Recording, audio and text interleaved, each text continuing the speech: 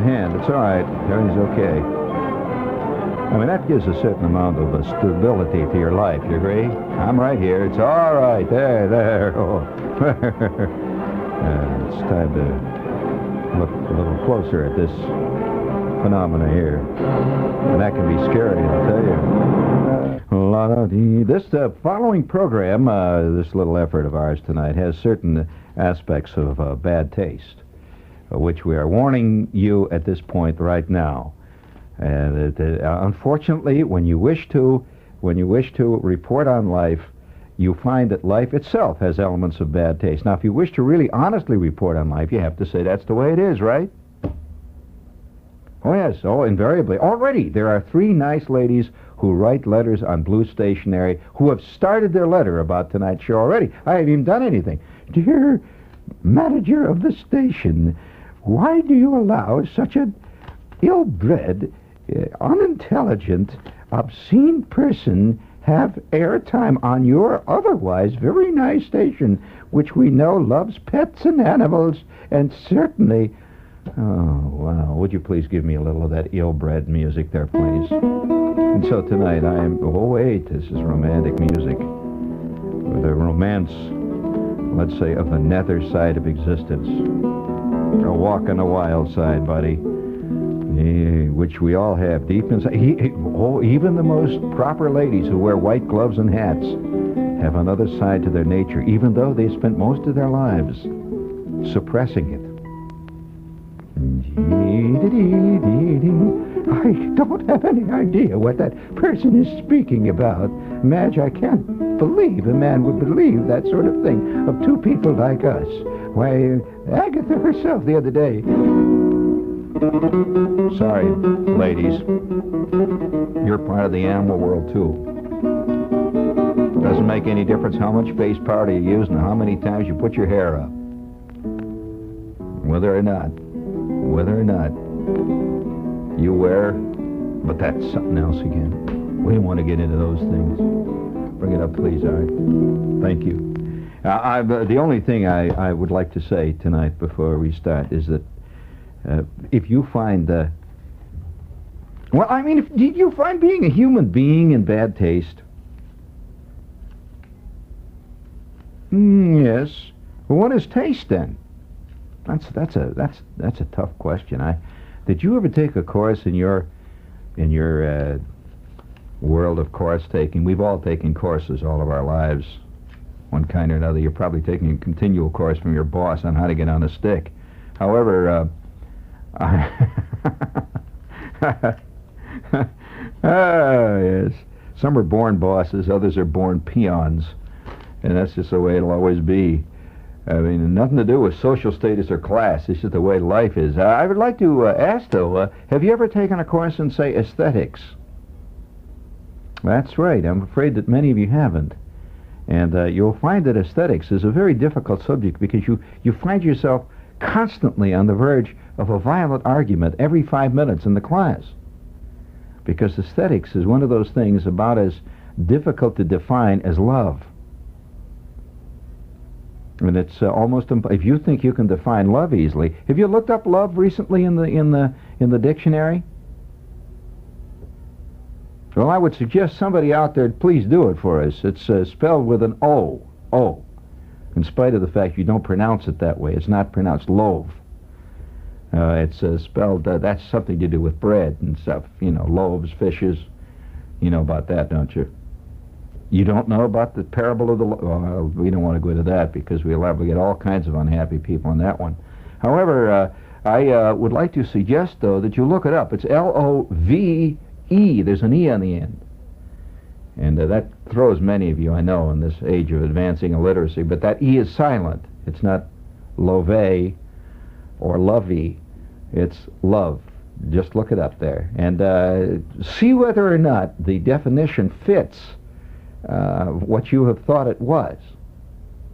While you're at it, look up chaos.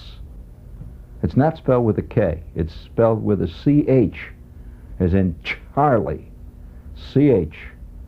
Chaos. C-H-A-O. Chaos with an S. Chaos. Look that up.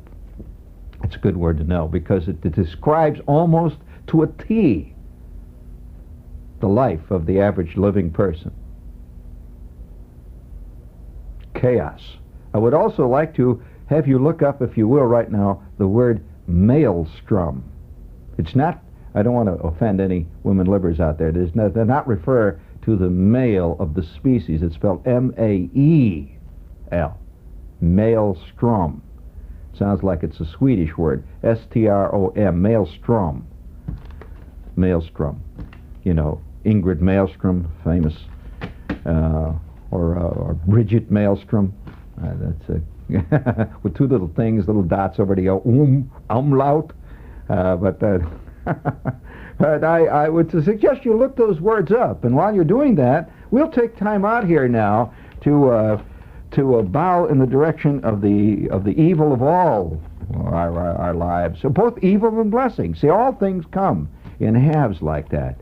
What appears as a blessing may very well turn out to be an evil, and vice versa. The truth of it all is, of course, is that everything is a combination of both. It's the way it is. There's nothing ever discovered by man that is unmitigated good, nor is there anything that is unmitigated evil. Evil.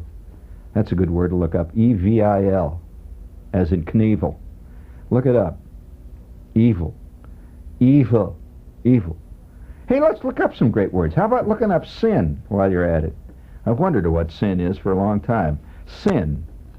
Sin. That's a sin.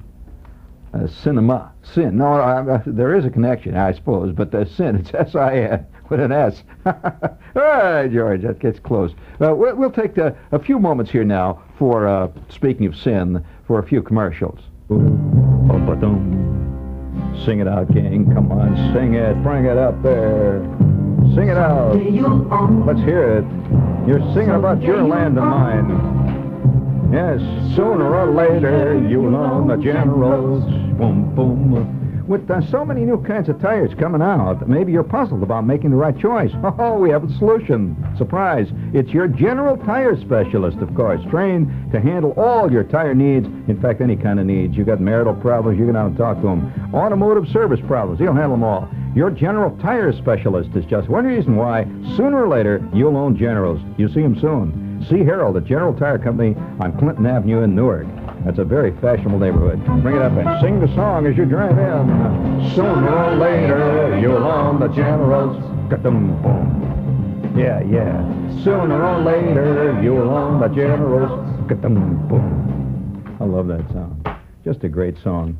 These days, everyone seems to be talking about altered states of awareness. But what do the scientists say about biofeedback, about marijuana, about the body effects of medication?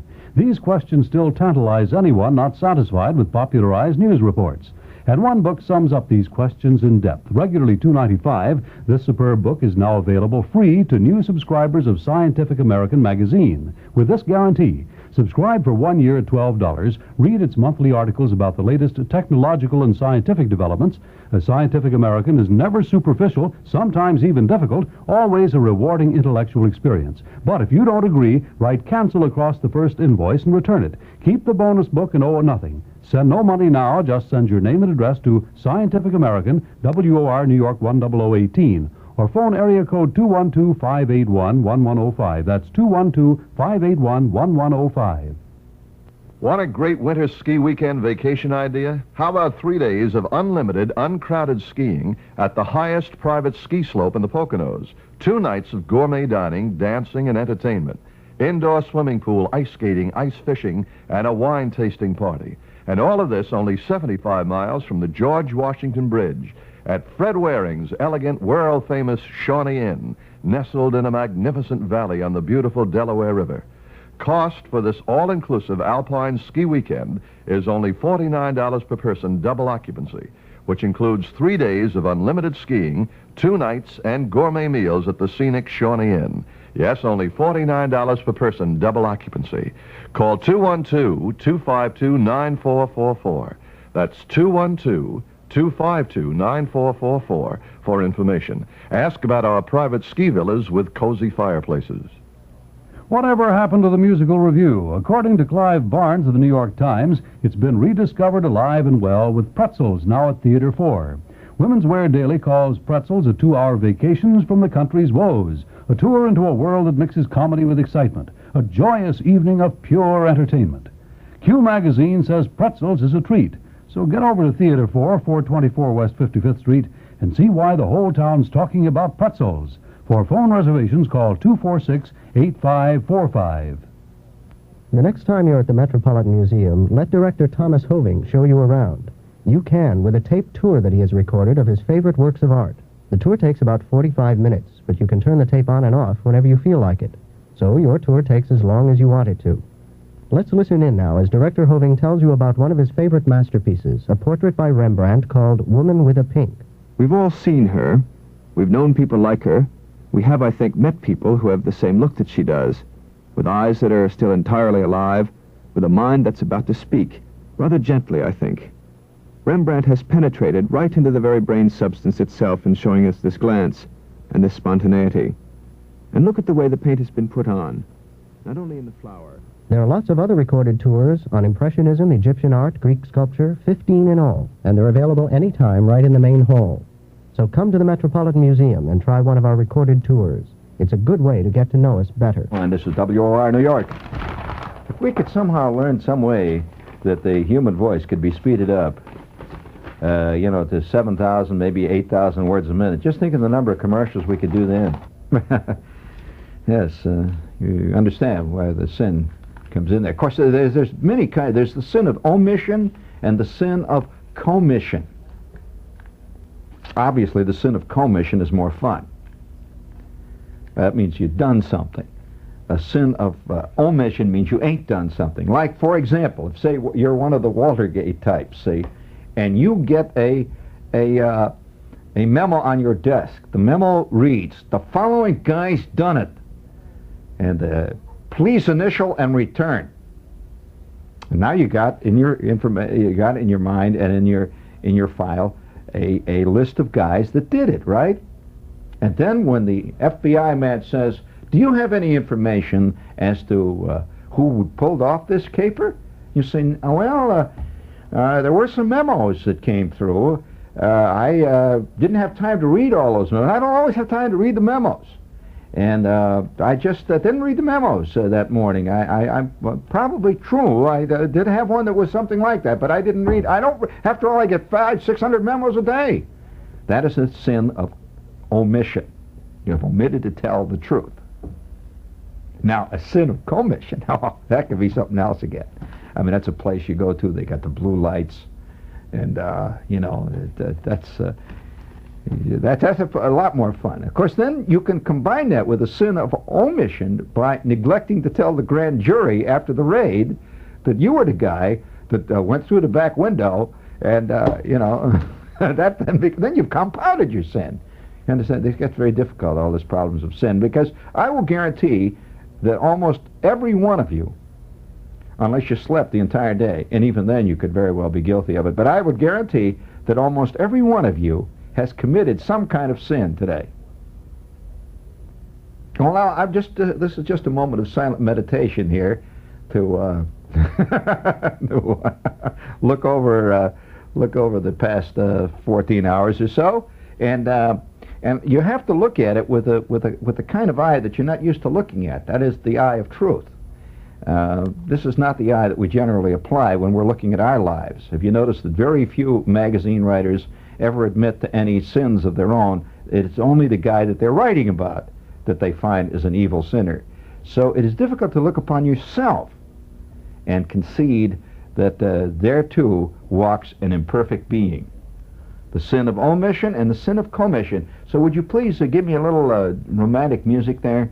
Very good, that's excellent, because the sin of omission is often the most subtle and the most evil of all sins, friends.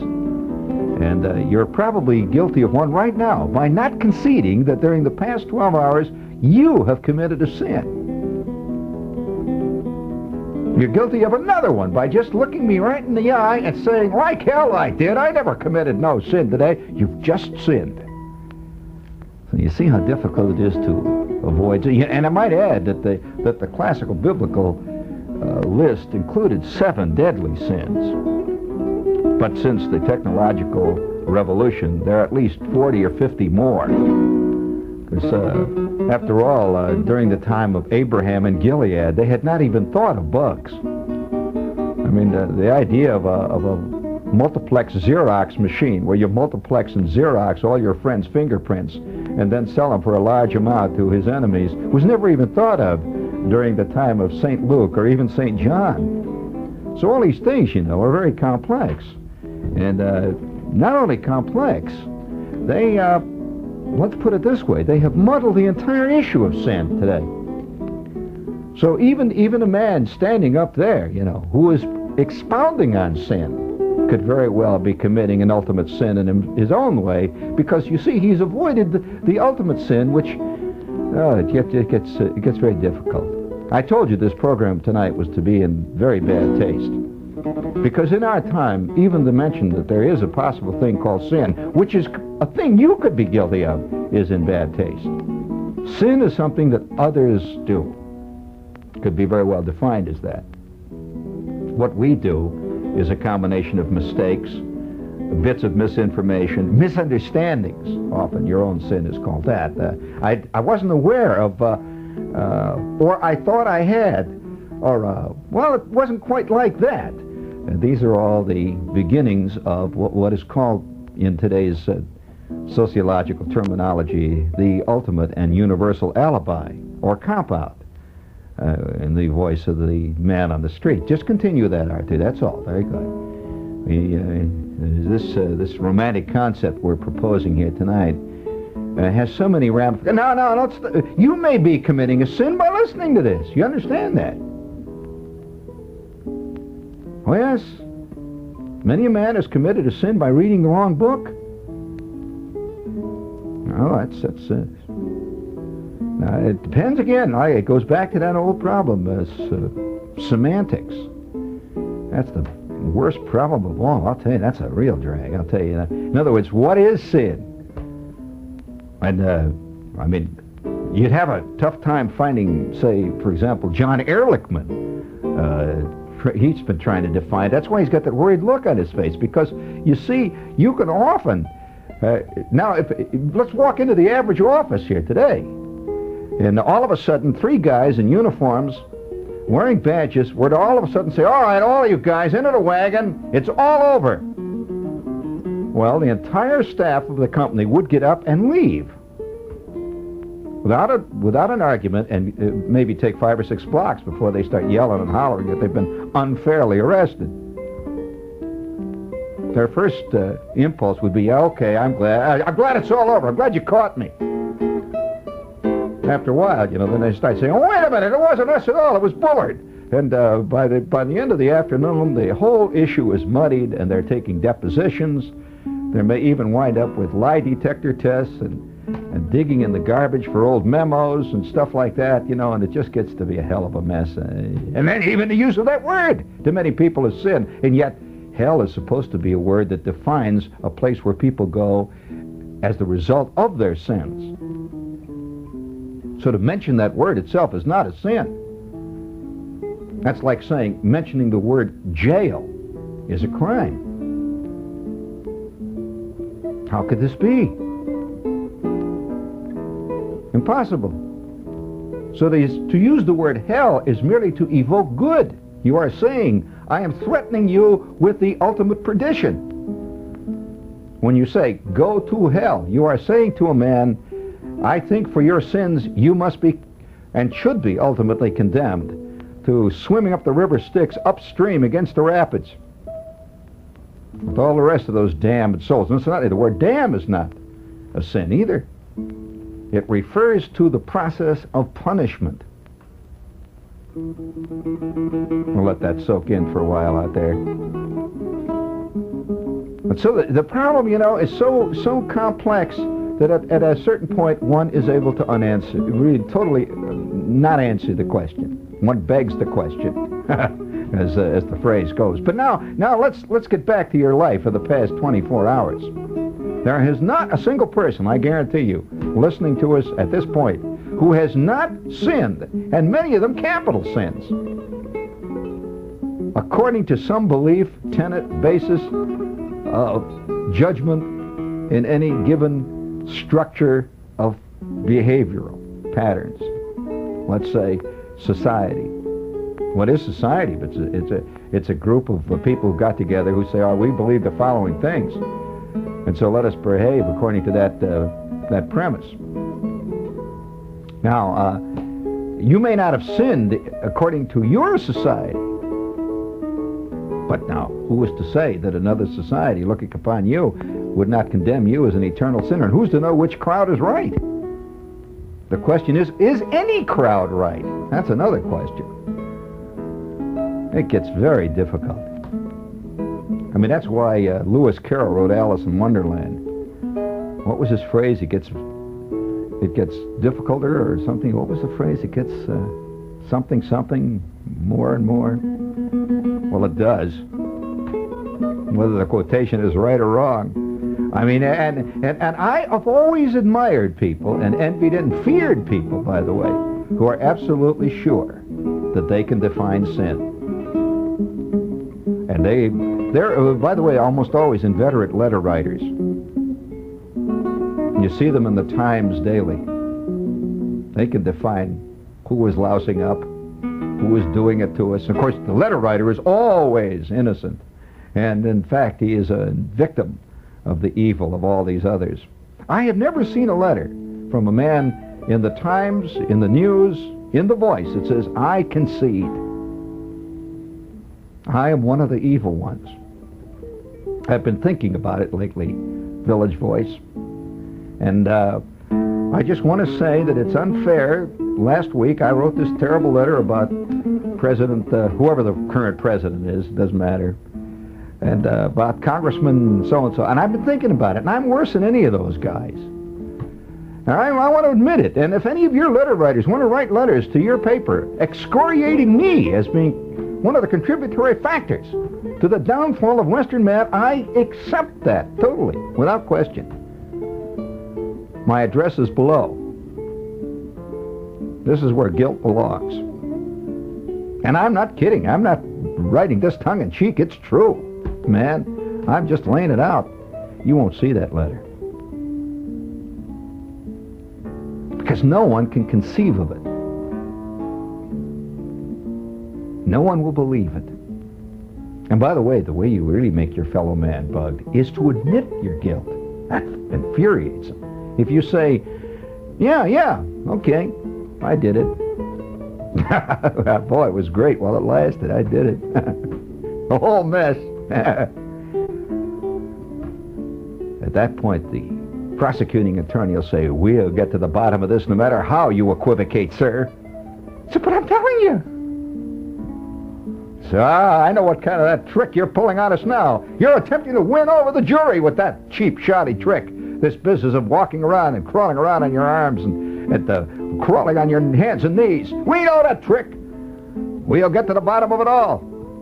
So we'll put you down as refusing to testify. But I did it. Oh, no. We know that your henchmen were just as guilty. No, your henchmen, I didn't. My henchmen didn't do it at all. I did it.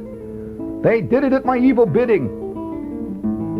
That's called an improper answer. A proper answer is to immediately show your files, which have been doctored, and match them up with the prosecution's files, which have been doctored, and see which one can sway the jury, which also has been doctored.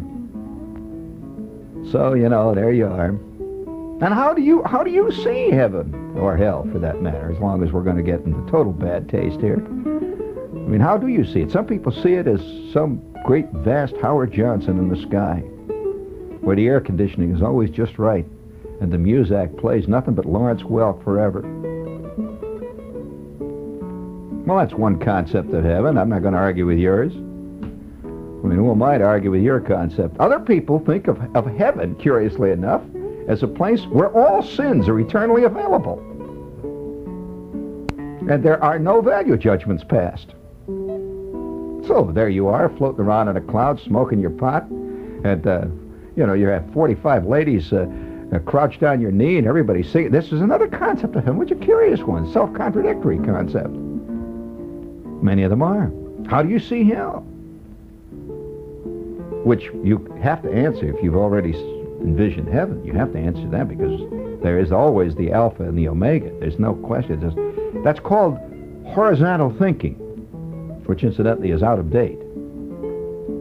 One does not think of the consequences of one's action. One thinks only of the action.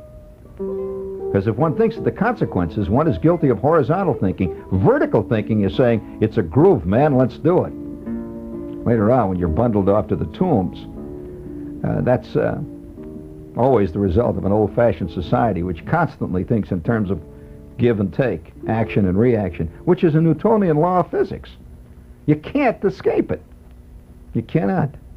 It's like buying yourself a voluntary case of cold sores. No escape. And so the wind blows through the rigging on late nights, and St. Elmo's fire plays over the yard arms.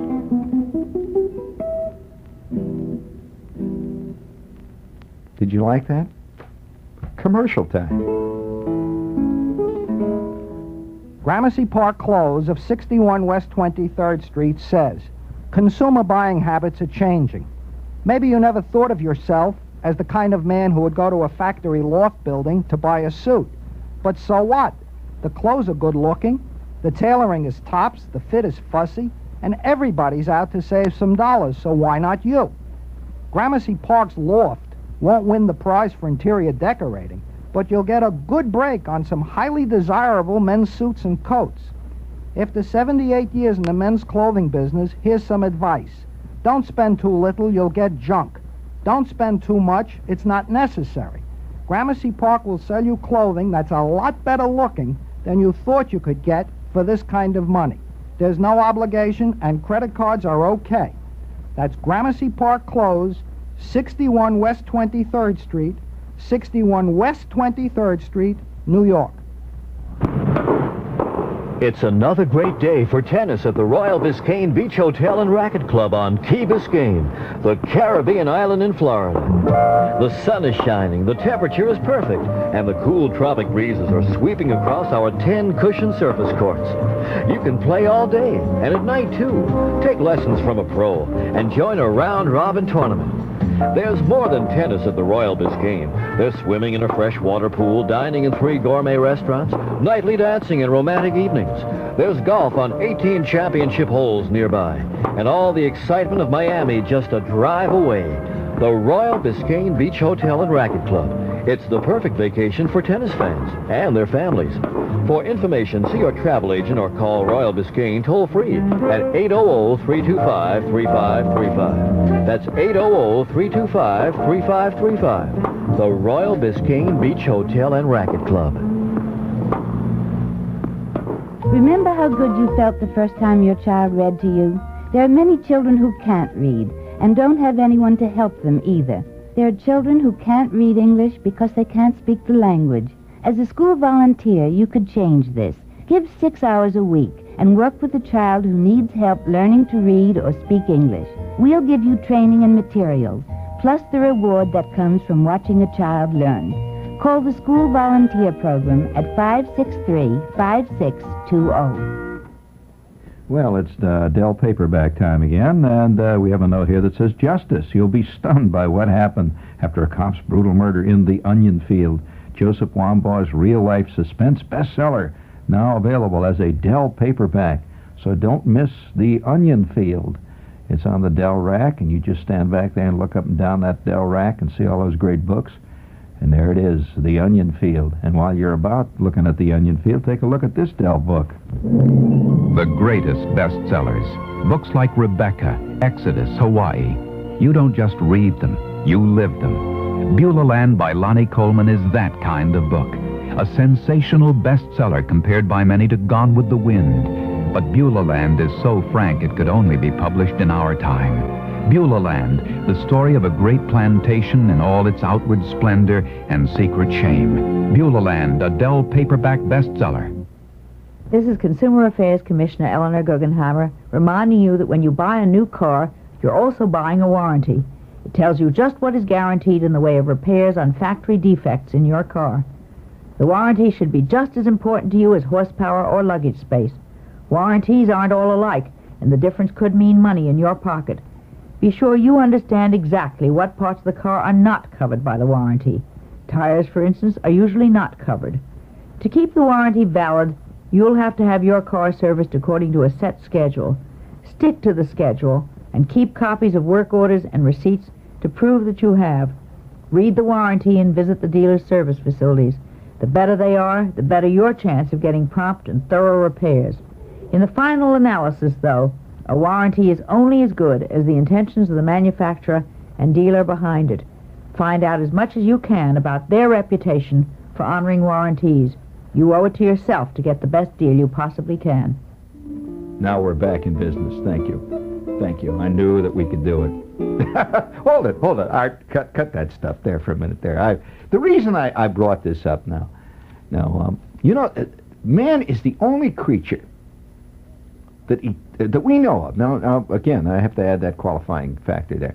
He's the only one who continually studies himself. Continually. He is constantly interested in what he's doing, what he's thinking, and he studies himself. And yet the difficulty of studying man is that man constantly gets mad. I mean, even you yourself, see? So we're studying an unstudyable subject when we study man. Do you buy that, Art? You're thinking about that.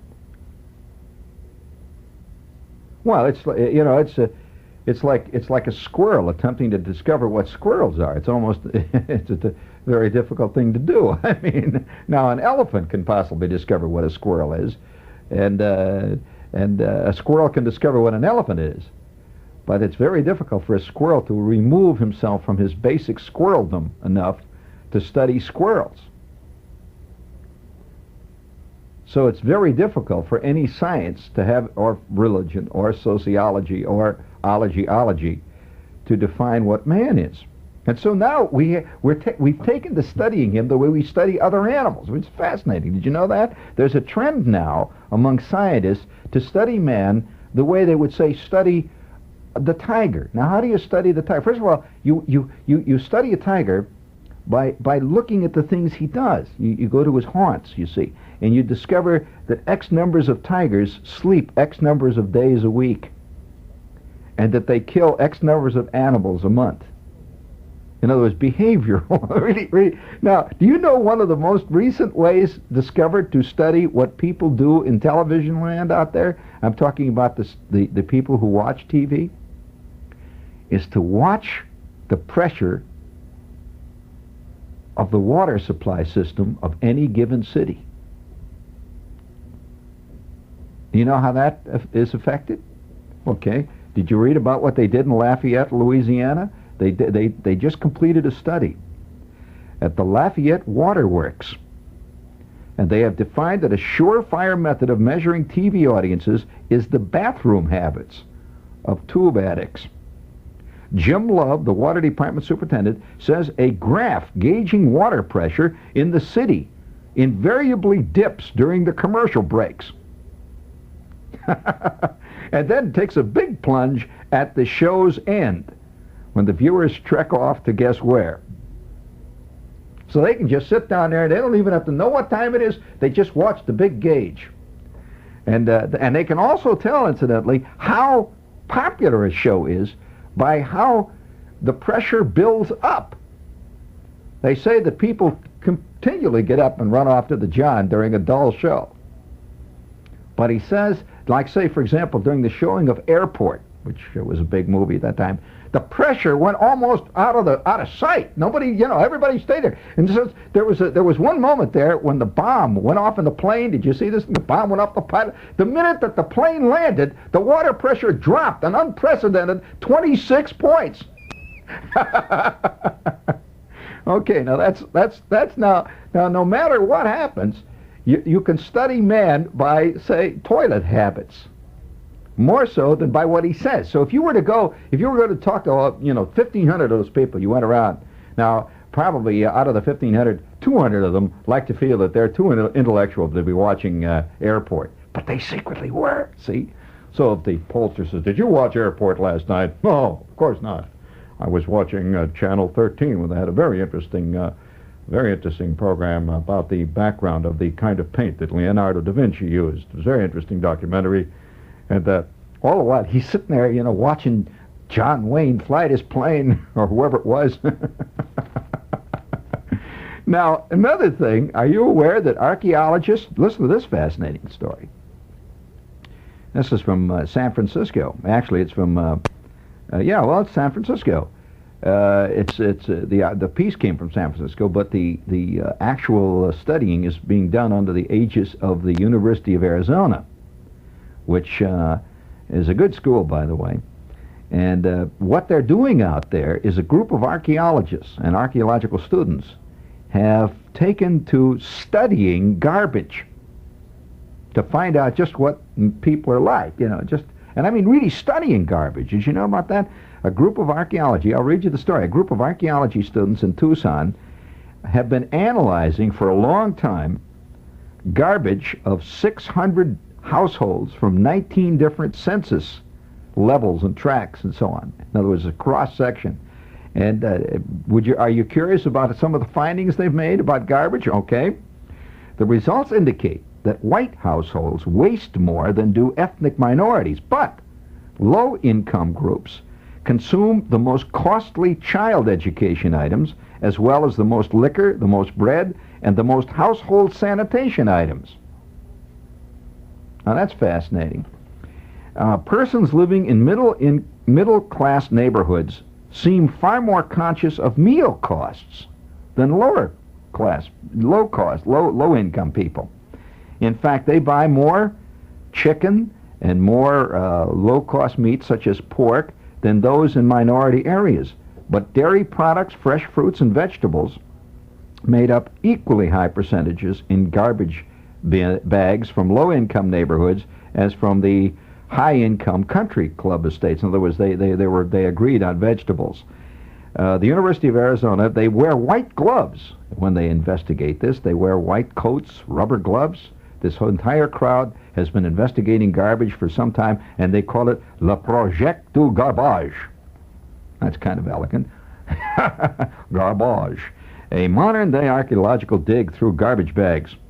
Well, what you find in garbage is the result of what people actually did, said the doctor, who was from Tucson.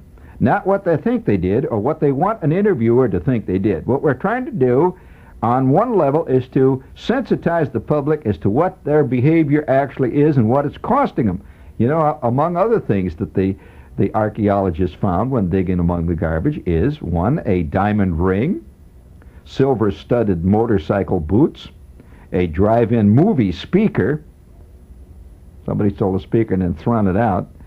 Unopened packages of cheese, crushed pineapple, formerly fresh sea trout, and a lot of illegal drug paraphernalia.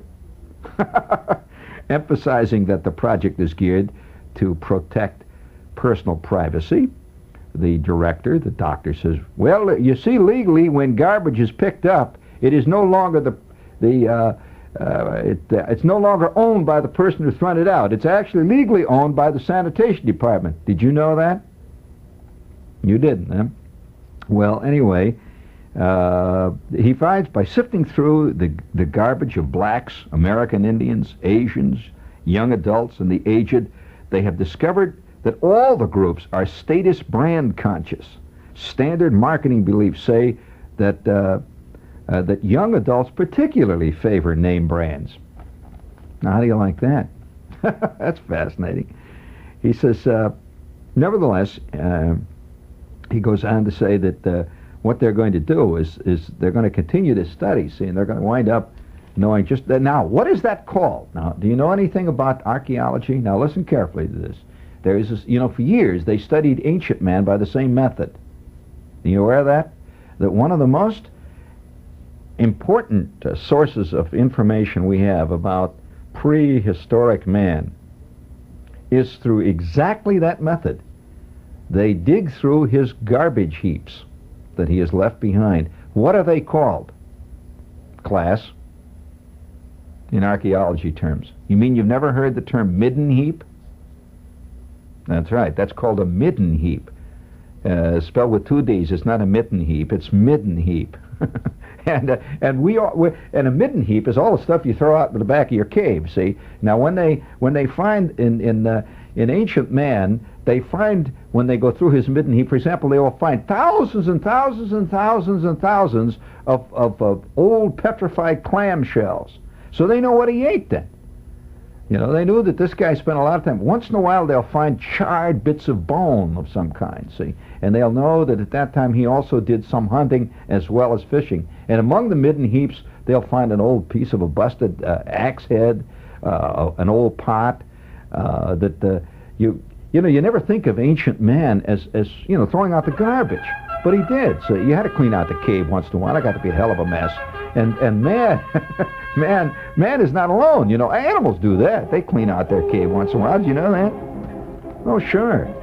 Oh, yeah, absolutely. And they throw all the junk out. And the first caveman,